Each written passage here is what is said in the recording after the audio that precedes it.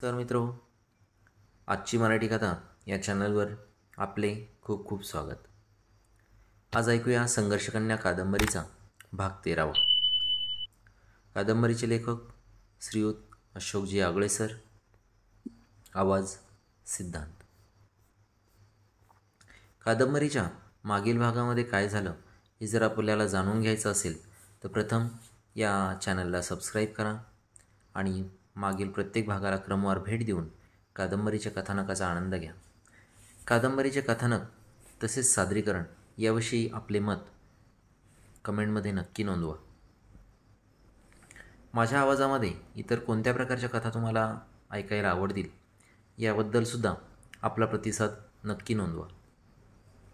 सुरुवात करूया कादंबरीचा भाग 13. मनोहर थोडा वेळ शांत झाला होता. बिजलीही स्तब्ध होती. थोड्या वेळाने तो पुन्हा बोलू लागला. एकट्या महिलेनं या जगात जगणं दिव्य असतंय ग. पुरुष घरात नसेल तर समाज वेगळ्या नजरेने बघतो बघ. तू कितीही स्वतःला सांभाळलं तरी शंका घेणारे अनेक जण पदोपदी भेटतात. काही समाजातील विकृत प्रवृत्ती लाभ घेण्यासाठी लांडग्यासारख्या टपून असतात. मी फक्त म्हणतोय ग, शेवटी निर्णय तुलाच घ्यायचा आहे.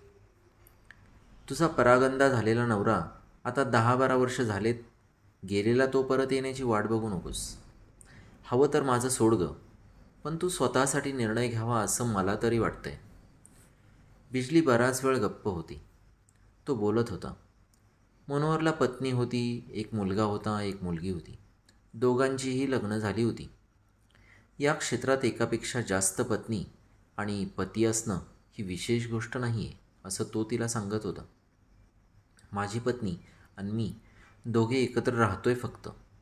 तिची तब्येत आताशा आजारपणामुळं ठीक नसते आणि ती तिला साथही देत नाही. म्हणून तुला पण आधार आणि मला पण. या 2 मुलींची जबाबदारी घेतो मी. त्याची काळजी नको करूस तू, असे म्हणून तो थांबला. बिजली काहीच बोलत नव्हती. बराच वेळ थांबून बिजली बोलायला लागली. साहेब, आई वडील, नातेवाईक सगळ्यांना सोडून ज्यांच्यावर मी जीवापाड प्रेम केलं तो आवी माझा झाला नाही. त्यानंतर अनेक पुरुषांना जवळून सहवास आला तेव्हा मी जाणलं त्यांना माझ्या काळजीपेक्षा वासनाच महत्त्वाची होती याची मला जाणीव झाली होती. आता मुली मोठ्या झाल्यात. त्यांना जर माझं चुकीचं वर्तन दिसले तर त्यांनी काय घ्यायचं, काय आदर्श घ्यायचा माझ्याकडून साहेब? त्यांना आता सगळं समजायला लागलं आहे. माझ्या चुकीच्या वर्तनाचा त्यांच्यावर परिणाम झाला तर उद्या त्यांचंही आयुष्य असंच वाहवत गेलं तर? माझा पुरुष जातीवरचा विश्वासच उडाला आहे आता. मलाही भावना आहे तो. कधी वाटतं सगळे पाश झुगारून करावं एखाद्या ठिकाणी योग्य पुरुषाबरोबर लग्न. पण मला वाटतं हीच परवड जर पुन्हा माझ्या वाट्याला आली तर कशी सावरणार? असला काहीही विचार आता माझ्या मनात येत नाही साहेब. बराच वेळ दोघांची चर्चा झाली. मनोहर जायला निघाला. तिला म्हणाला, तू बघ, वेळ घे, विचार कर आणि निर्णय घे. मनोहर निघून गेला. बिजली विचारात पडली.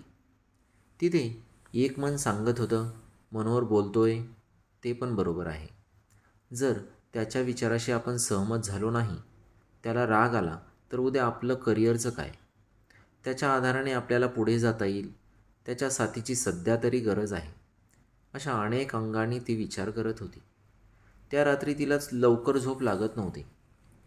याच विचारात तेजू सिद्धीचे चेहरे तिला समोर दिसत होते. बिजली अजून 35च्या आत होती तर मनोहरने 45 पार केली होती. तिच्या मनाने निर्णय घेतला, उद्या परत एकदा या विषयावर चांगला विचार करून मनोहरशी बोलूया. काही मार्ग निघतो का बघूया. कारण सद्यस्थितीत मनोहरला दुखावणं तिला परवडणारं नव्हतं. दुसऱ्या दिवशी सकाळीच मॅनेजर मनोहरचा फोन आला. आज संध्याकाळी इथं पुण्यात शो आहे, लवकर उरकून तू स्टुडिओत ये. शोचा टाईम रात्री असल्याने तुला घरी जाता येणार नाही. इकडेच मुक्काम करावा लागेल या तयारीने येण्याची त्याने सांगितले. बिजली घरातील कामे उरकून दुपारी 1च्या दरम्यान स्टुडिओकडे निघाली. डोक्यात अनेक विचारांनी थैमान घातले होते. आज ती पुरती गोंधळलेली दिसत होती. बिजली मनोहरच्या बोलण्यावर खूप विचार करत होती. दिसायला सगळंच सुंदर नसतं. कधीकधी डोळेसुद्धा अनेकदा धोका खातात. अपेक्षायुक्त स्वप्नात जगताना कष्ट कमी पडले की भ्रमनिराश होण्याच्या संधी जास्त संभवतात. कष्ट मेहनतीत कमी पडायचं नाही हे बिजलीनं पक्क ठरविलेलं होतं. ऊन वारा पावसाचा फरक पडतो तो म्हातारपणी स्वतःला खायला उठलेल्या एकटेपणाचा. यावरही उपाय शोधायला हवा असं बिजलीला अनेकदा वाटायचं. माणसानं कितीही प्रयत्न केले तरी अंधारात सावली, म्हातारपणात शरीर आणि आयुष्याच्या शेवटच्या काळात पैसा कोणाचीही साथ देत नाही.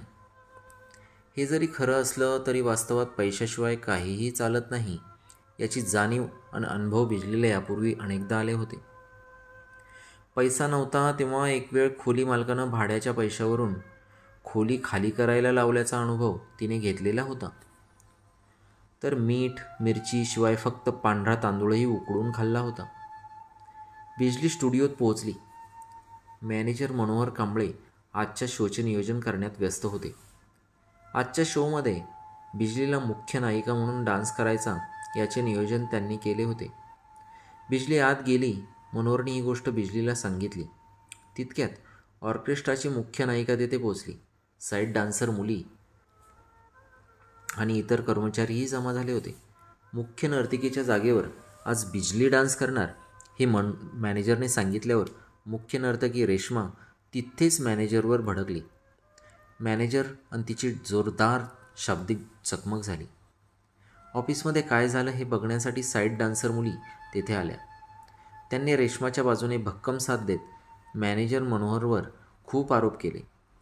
बिजलीची तुझी कशी जवळीक आहे, तिला कशी सतत संधी देतोस, इतक्यावर न राहत तुमच्या दोघांचे कसे संबंध आहेत याबद्दल अनेक जणी बोलल्या. मनोहर आणि बिजलीचे कोणतेही संबंध नसताना त्याबाबत चर्चा झाल्याने बिजलीला खूप वाईट वाटत होते. ती हताशपणे ते सगळं ऐकत होती.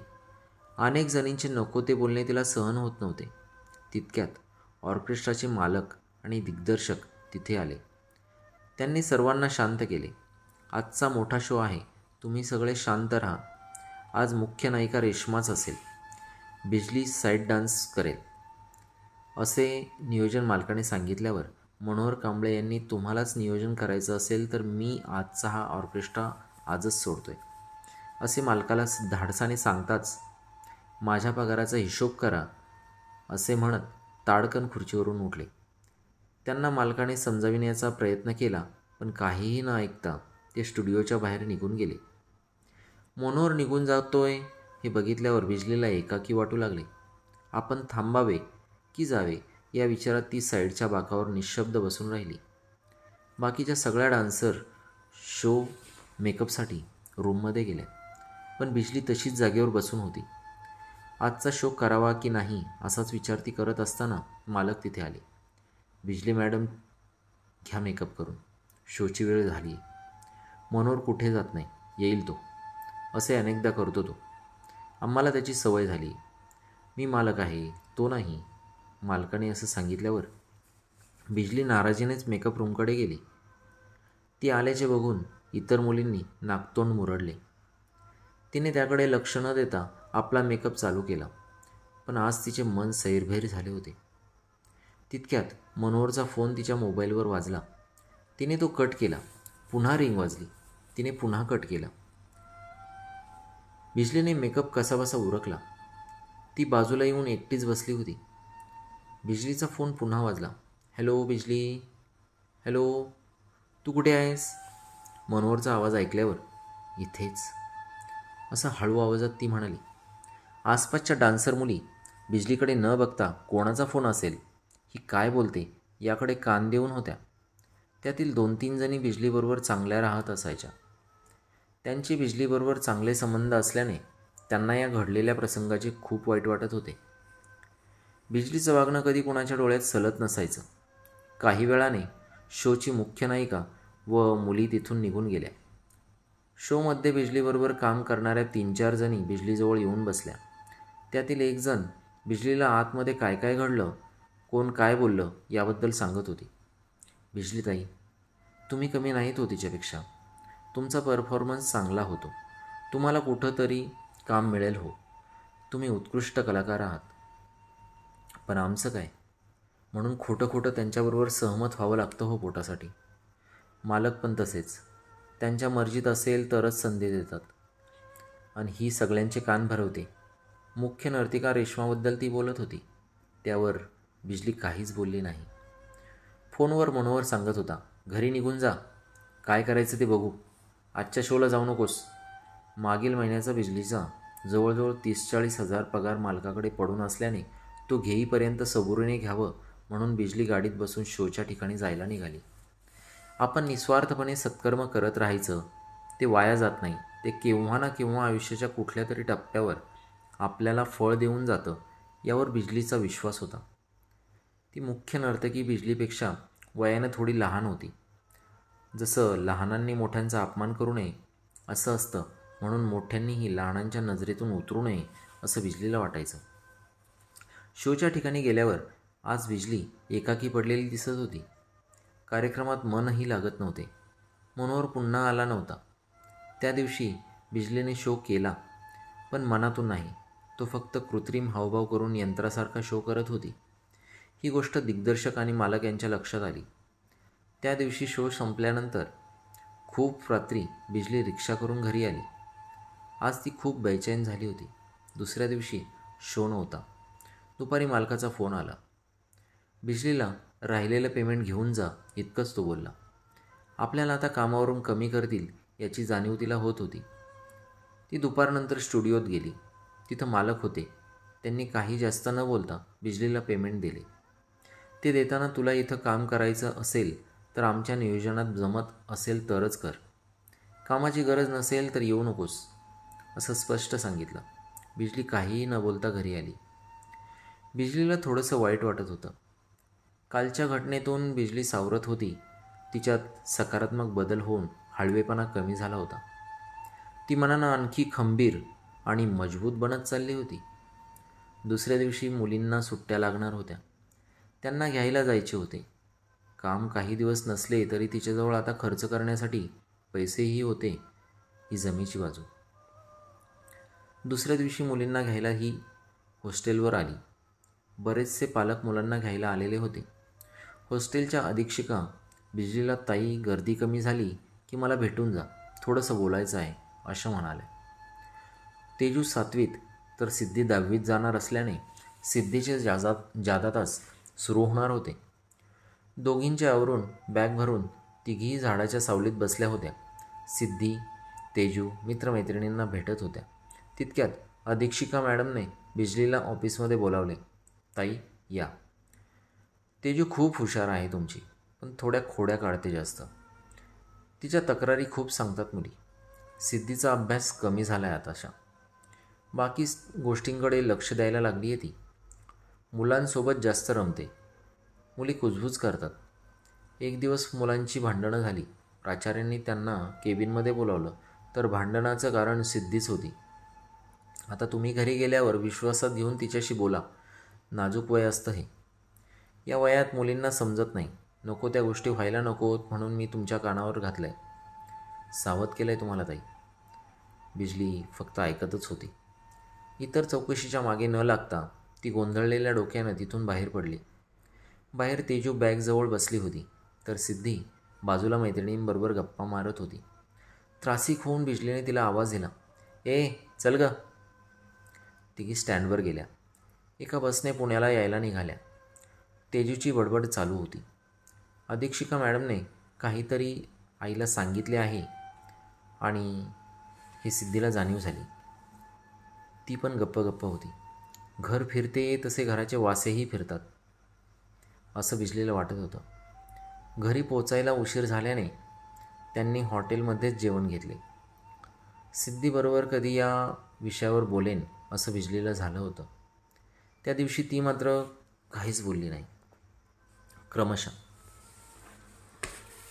धन्यवाद मित्रांनो. हा होता कादंबरीचा भाग 13वा. कादंबरीचं कथानक तसेच माझे सादरीकरण कसे वाटते याबद्दल आपल्या प्रतिक्रियांची मी वाट पाहत आहे. तोपर्यंत स्टे ट्यून विथ सिद्धांत ऑन आजची मराठी कथा. तुम्हाला या कथा कशा वाटतात